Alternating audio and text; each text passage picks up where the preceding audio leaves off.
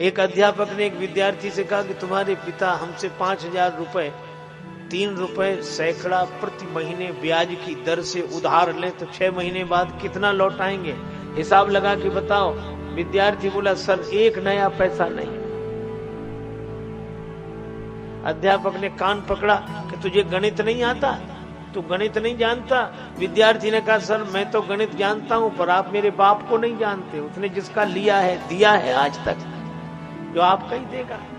एक गुरुजी अपने बेटे को भर्ती करने गए विद्यालय में, कहा हमारा बेटा तो जन्मजात प्रतिभावान है, बड़ा योग्य है, विद्यालय में भर्ती कर लो, डिग्री मिल जाएगी।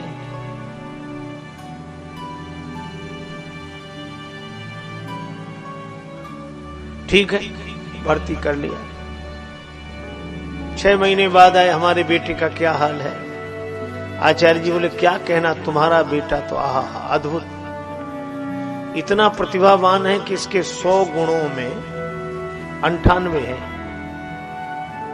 केवल 2 नहीं है। पिता बोला 2 कौन से नहीं है? गुरुजी बोले पहली बात तो यह है कि इसमें इसकी स्वयं की बुद्धि है नहीं, एक तो ये कमी है। दूसरी का हमारी मानता नहीं है, बस स्वयं की समझ हो नहीं और समझदार की माने नहीं। ऐसे व्यक्ति को बोलते उभय भ्रष्ट। एक सज्जन बोले प्रताप भानु में इतनी योग्यता थी फिर भी उसे रावण बनाया। रावण तो हमने कहा इसमें परेशानी, बोले परेशानी की बात नहीं, इतना योग्य व्यक्ति और रावण बना। हमने कहा आज भी श्री राम लीला होती है तो रावण योग्य कोई बनाया जाता है कि चाहे जिसको बना दिया जाता है? आज भी राम लीला हो तो रावण किसी योग्य कोई तो बनाया जाएगा, और दिखने में ही रावण दिखे और योग्यता ना हो।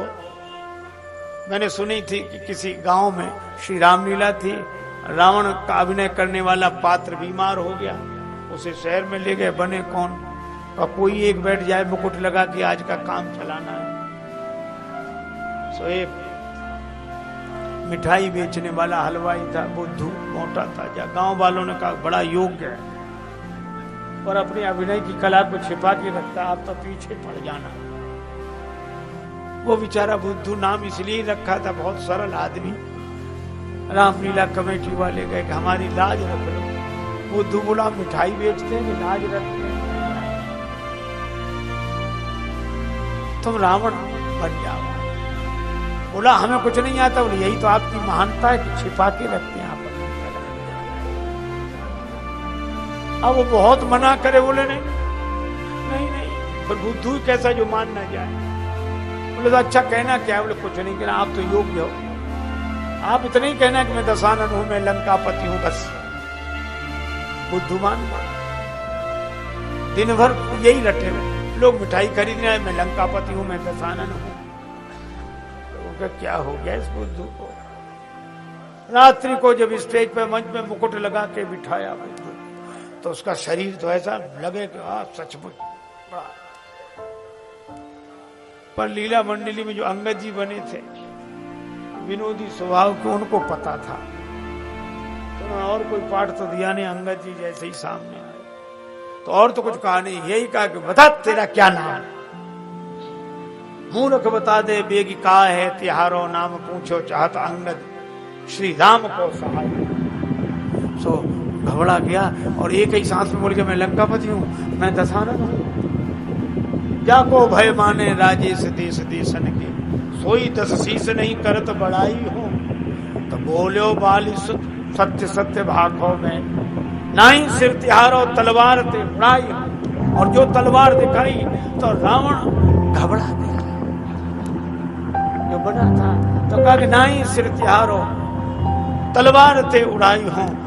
तो घबरा के बोला माफ करो अंगद जी, मारो मत, रावण नहीं गंगा की दुहाई में बुद्धू हलवाई।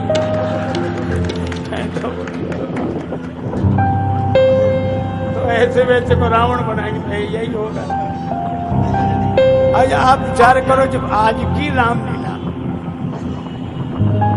जब मनुष्य राम जी का रूप धारण करे, जब मनुष्य राम जी का रूप धारण करे तो भी योग्य रावण चाहिए, और जब स्वयं भगवान श्री राम जी ही मनुष्य रूप धारण करें तो कितनी योग्यता चाहिए। इसीलिए मैं कहता हूं कि राम जी का सखा दास सेवक बनने के लिए तो जो योग्यता लगती हो सो लगती हो, पर राम जी का शत्रु बनने के लिए भी कम से कम प्रताप भान कितने पुण्य चाहिए, प्रताप भान कितने